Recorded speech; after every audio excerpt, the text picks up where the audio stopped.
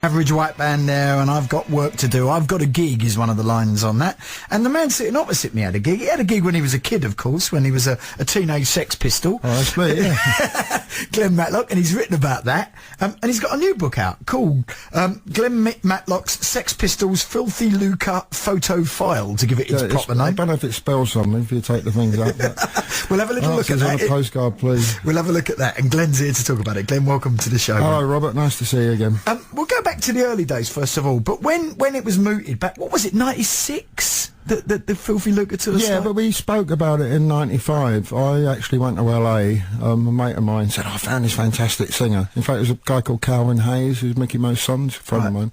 He said, come over, and I went over with Steve New from the Rich Kids to check this guy out. Didn't quite work out. A lovely bloke, but he wasn't a singer. And I've had a bit of time on my hands in LA, and so Calvin said to me, well, what are you going to do now then? And I said, well, I don't know, hang out here for a bit. I said, I'd really like to see Steve Jones, and I hadn't spoke to him for like 17 years for obvious kind of reasons, you know. And Calvin said, next day, he said, I've got a number for him, why don't you give him a call? And I didn't. And then that next day he said, I'll give him a call, and I didn't. And he went on for about a week, and I called him up, and Steve went, oh yeah, I heard you're in town, come on, let's meet up. And we went to meet up, and as soon as I got there, he said, hey, let's go and see Rotten. So we went to see John, and then as soon as we got to John's, Steve said, let's call up Cookie. You know, so we called him up back in London. He weren't in because of the time difference.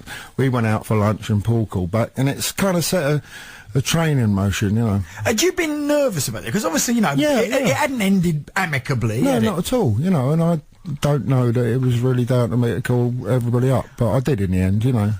It's life short, and if you don't kind of move on sometimes. And when you did that, was a little bit of you thinking, maybe we'll get back together and play some gigs? I just wanted to say Steve. It was Steve who was like, I think I made the first move, and I was like the missing link, right? Yeah. But Steve was the instigator of it all. So. And when it did start, and when you first met all four of you in a room together with instruments and all of that sort of stuff, how did that feel? Because it had been, what, 20 years? Well, 96 to... Yeah, 20 years, pretty much. 7, yeah. 19 years or something. 19 and That's a bit. That's a very long time. Yeah. It was funny, actually, because I remember we was rehearsing in a place over in the Valley in Los Angeles, and John wouldn't sing. I think he was a bit nervous. Really? And Steve and Paul got a bit fed up with it, and they split. And then, as soon as they'd gone, I picked up Steve's guitar, and I thought, oh, I can play it a bit.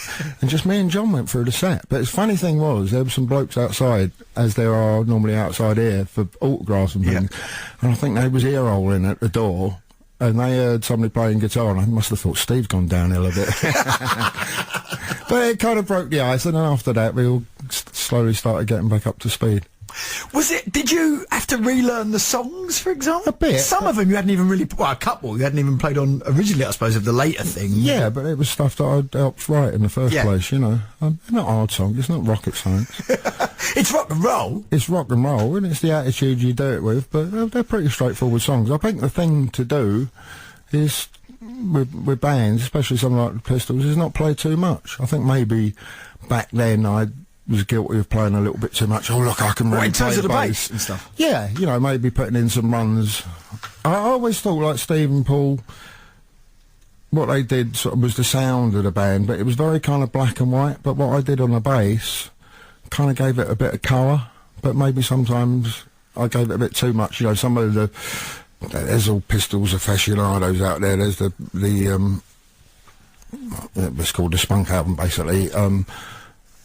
And on that, maybe I overplayed a little bit. So I kind of came to a happy compromise with myself, you know. Were you at all worried? Because as you said, there are aficionados out there, and there are people for whom that stuff is almost kind of holy, if you know what I mean. Yeah. Were you at all worried of going out and doing it and thinking, oh, they're going to say it ain't the same, or it's not like it was, or any of that sort of stuff? Yeah, I think we addressed that, and we did a big sort of press conference, which was quite a laugh at the 100 Club. Yeah. And it was a bit weird going back there. But John was fantastic. He was on form, and he said to the world's press, you know, why are you Don't swear. What? No, I won't. I won't.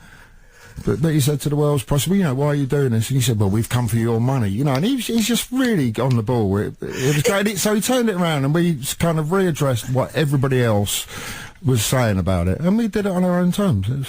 It was good. Now, but it was great to actually get to play those songs. I don't like all of them, but there's quite a strong body of work there. But to kind of play them without all the nonsense that went on before. That's the way I saw it anyway. Was McLaren still alive at this point? Yeah. He was, wasn't Yeah.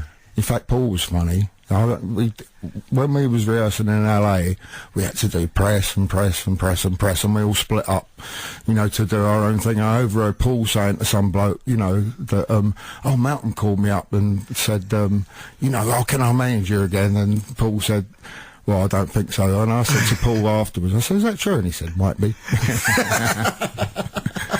So we had a laugh, you know.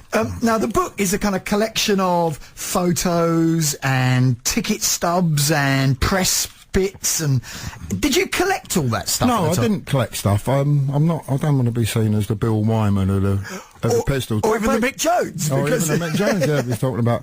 No, basically, I mean, this was in the days before iPhones. I used to buy a little disposable camera and do all that, and I had some things printed off, and I just.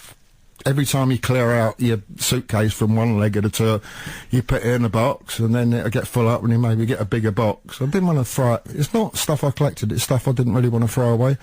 And I was just thinking to myself, a few years back now, I can't have that sitting there forever. Where had it been sitting? Is it up in your loft or something? Yeah, well, it's in one room, then you have a clear up, and it goes in the next room. You know how it is. Yeah, you move them around. Yeah, and I thought, wouldn't it be great if I could have a book that goes on a shelf and I can put all the stuff in the attic, right? And a mate come round, he said, what you got there? And I said, I got all this stuff. He said, oh, well, let's have a bushes. And he went, wow, this will make a great book.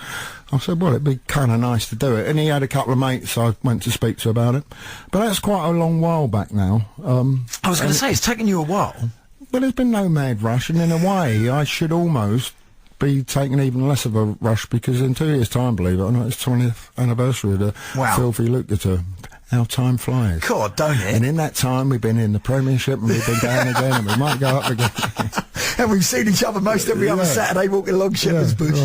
Right. Did you keep stuff from the first stint or not? Or did any of that? I've got a few things. I mean, you know, we all have personal lives, and it's a bit up and down, and I'm not going to go into it now because my boy's sitting in the next room. But a lot of stuff ended up in a trunk in Australia. Really? Yeah, it's being sent to Australia. Because I've got a very few things, but I think the one thing I have got is I've got the very first Sex Pistols T-shirt ever. Have you? Yeah, you know, the new boy one. Yeah. Because I had quite a lot of the seditionary stuff and the sex stuff, and it all ended up getting left in a squat in Tottenham. Well, if it's still there as well, with you, Bob, if anyone finds it. Actually, my first Anarchy show, I actually used it for washing the car.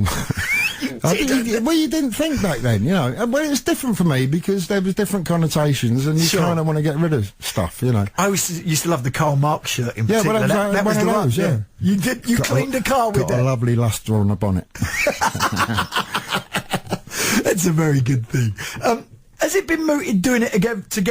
Because we've done it a few times since. I mean, John's been out doing Pill recently. Yeah, he's doing that. Good luck to him. We've all been busy in our various different guys. Did you, after the tour, did you keep in touch again, or did you just all scatter to the wind? We kind of scattered a little bit, but I don't know, who knows? I don't wake up every morning thinking, oh, I wish there was a Sex Pistols tour. There's lots of things to do in life, you know. I mean, I've been pretty busy this year. I just got back from Japan and Italy already. Japan features a lot in the book. They like us there. I didn't know you were that. I mean, big in Japan's one of the great cliches. But yeah, but it's kind of true. I mean, when we did that tour, we did 3 nights at the Budokan, as well as about another 25 club shows and different sized places.